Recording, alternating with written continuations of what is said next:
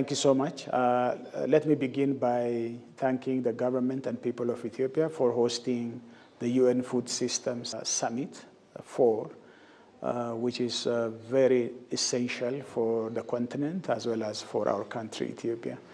And I say this because the government of Ethiopia is working very hard to bring about food systems transformation in different programs like, the wheat program, which is showing a very good example.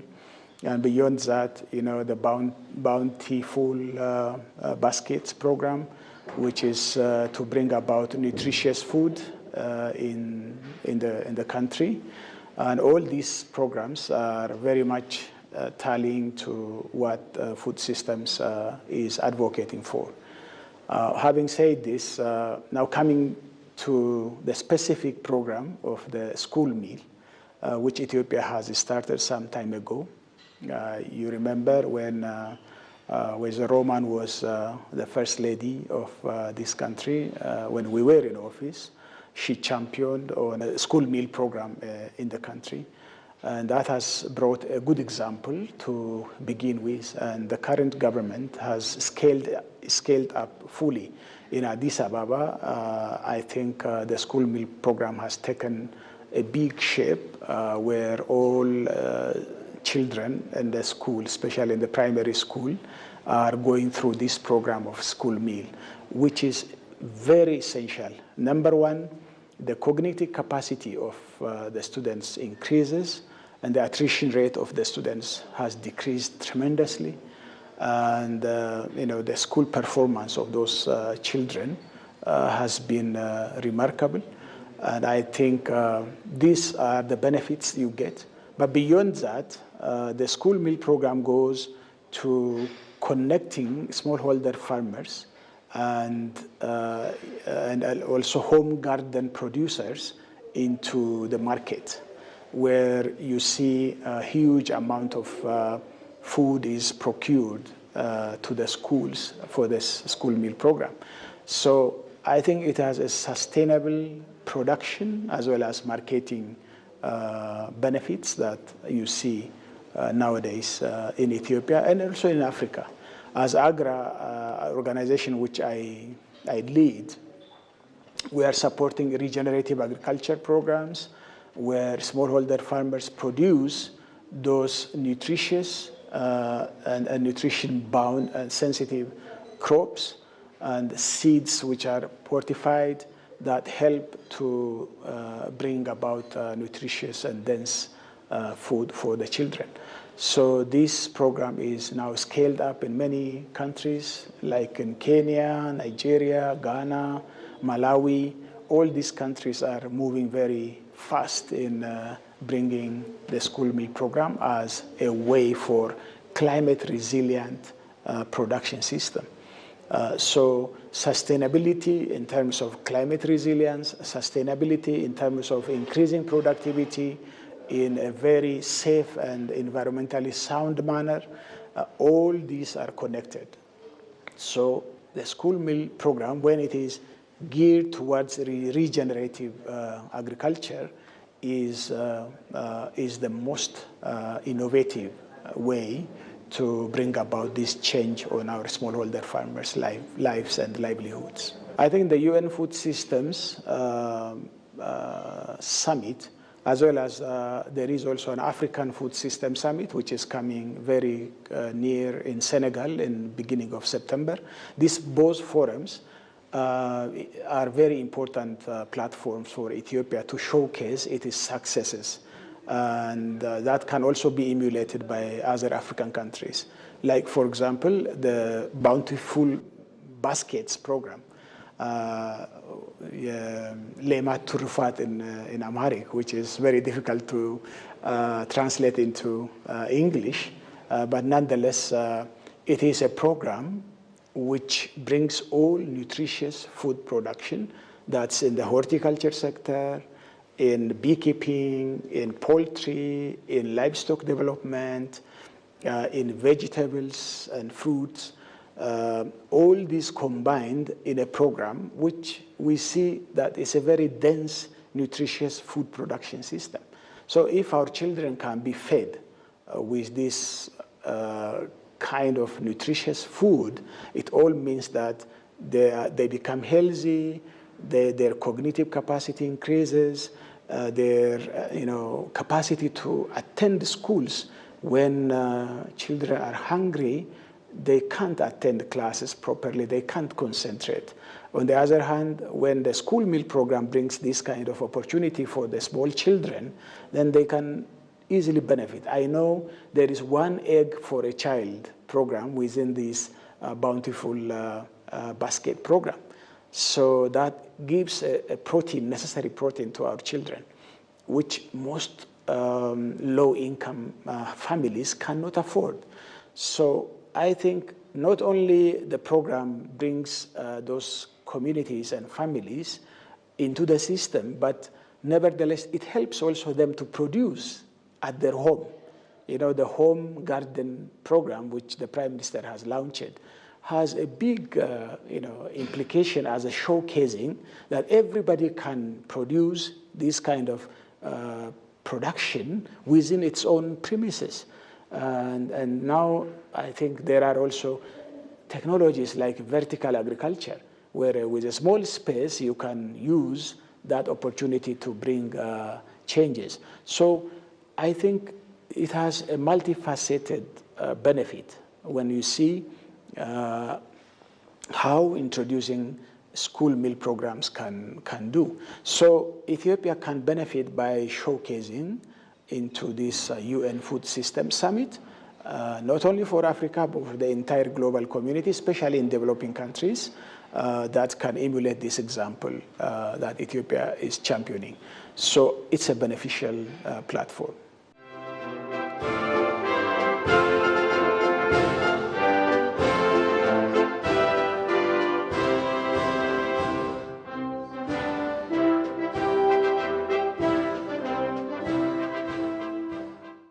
We gather not just to discuss food systems, but to shape the destinies of children whose futures hinge on our decisions.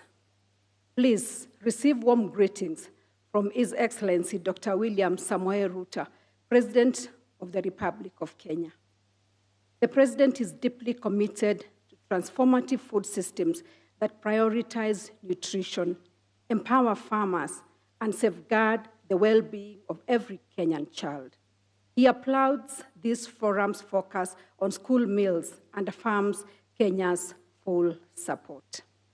Across Africa and the world, millions of children walk to school on empty bellies and walk home with empty hopes. But we know it doesn't have to be this way. We have the tools, the knowledge, and now the partnerships to change the story.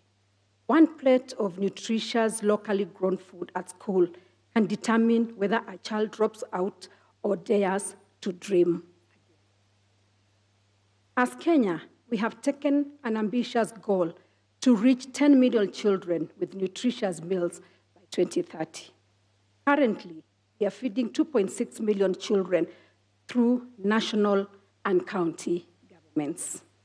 In support of the government's effort, my office embarked on a fact-finding mission to ascertain what the greatest need of children in the schools is, and three things emerged. 1, food. 2, food. 3, food. Therefore, established that a meal is the most critical need for children in Kenya, especially if it can be provided for in school. In some of the counties, preschool children are benefiting from porridge and milk. Nairobi County, for example, provides one hot meal to some public primary schools through Dishi na County initiative. In Kenya, we have embraced this vision through the Feed One End Hunger initiative, which I proudly lead.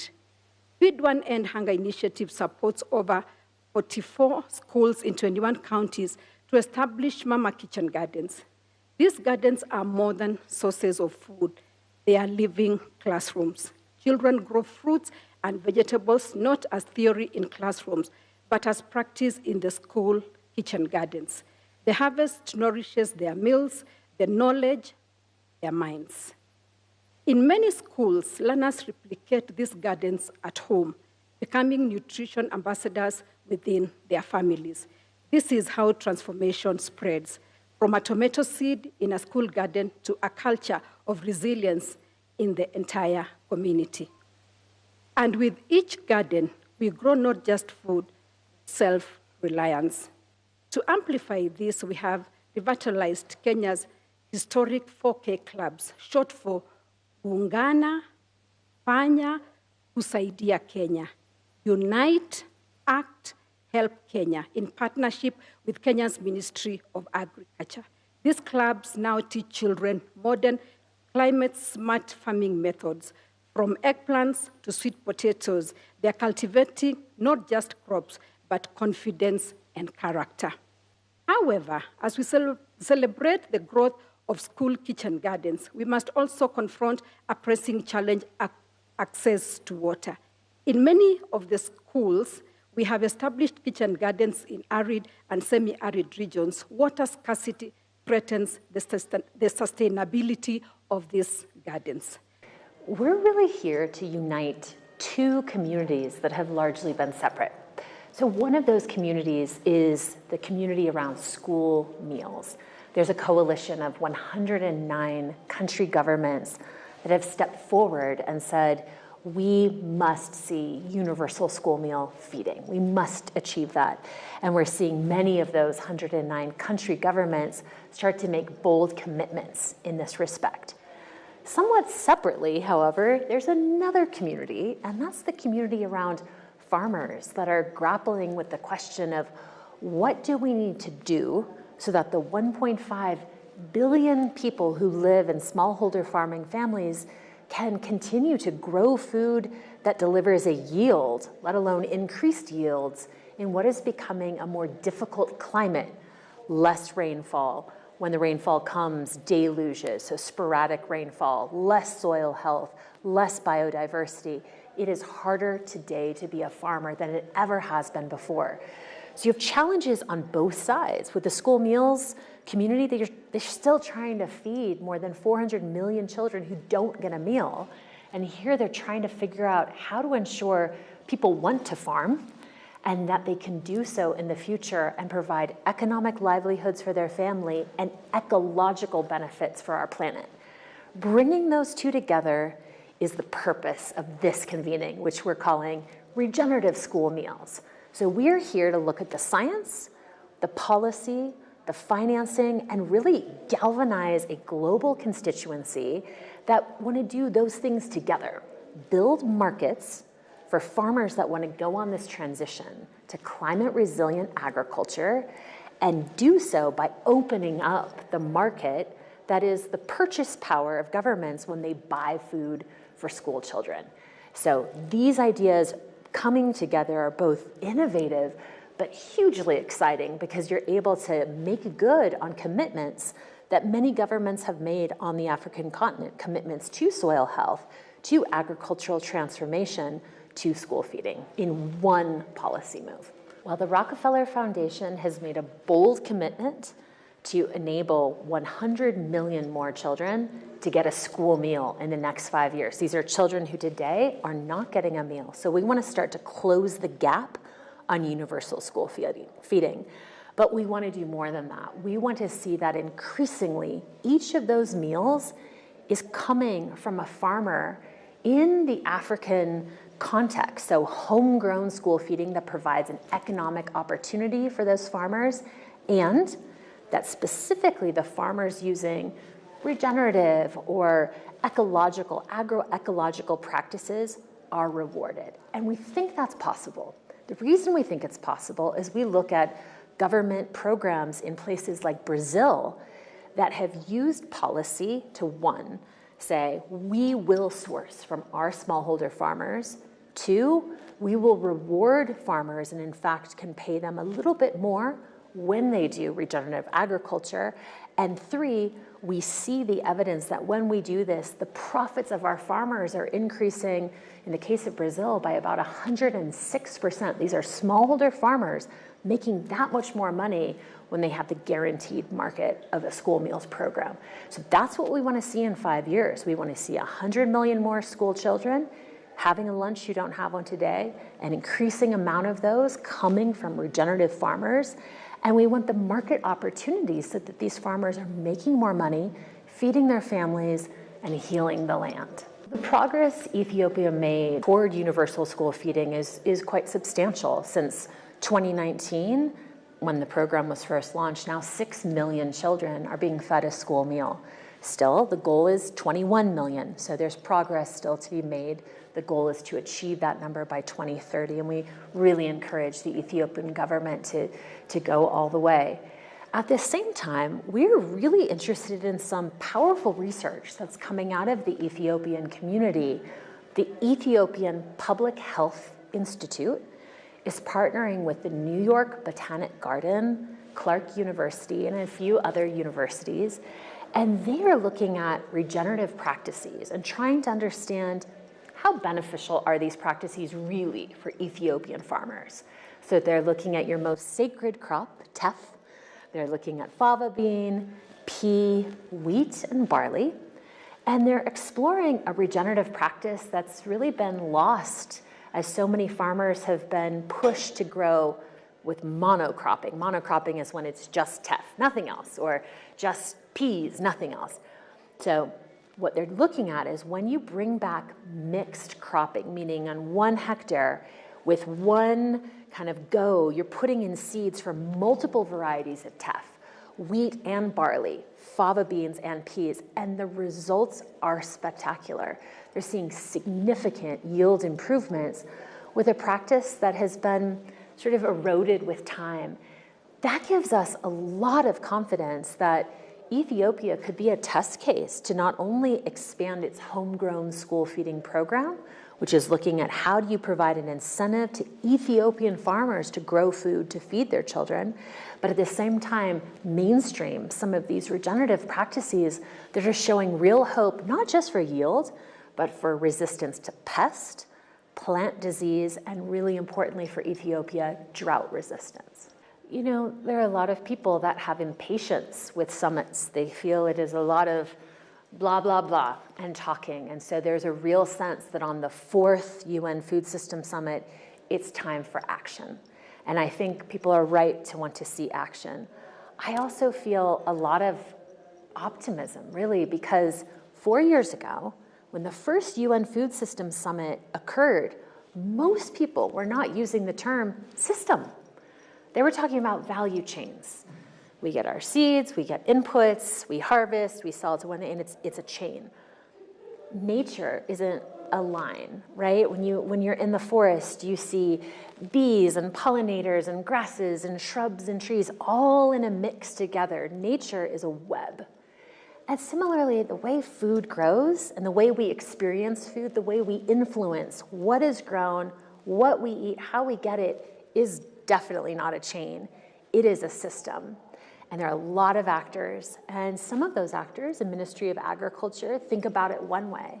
But the actors in the Ministry of Health that really want to make sure that obesity and undernutrition and lifestyle diseases like diabetes, that these things are contained through our food system, they see it somewhere else. And those that sit in our ministries of environment are thinking about nationally determined commitments and climate resilience. They see it another way.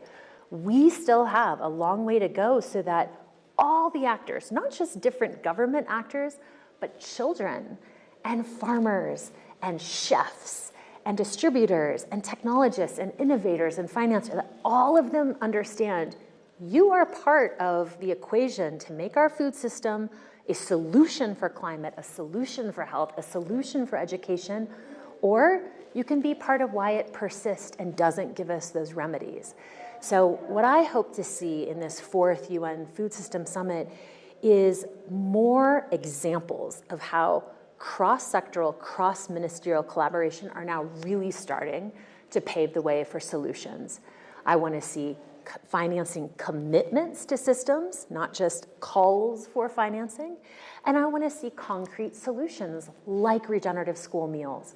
You know, we are so excited about this solution because in a very simple idea, really, the nature of a school meal coming from climate resilient agricultural production, you are able to show a full systems approach. So I hope there are other solutions that elevate the kind of electric enthusiasm we're experiencing here in this convening to really give us hope, which is what we all need for food systems transformation.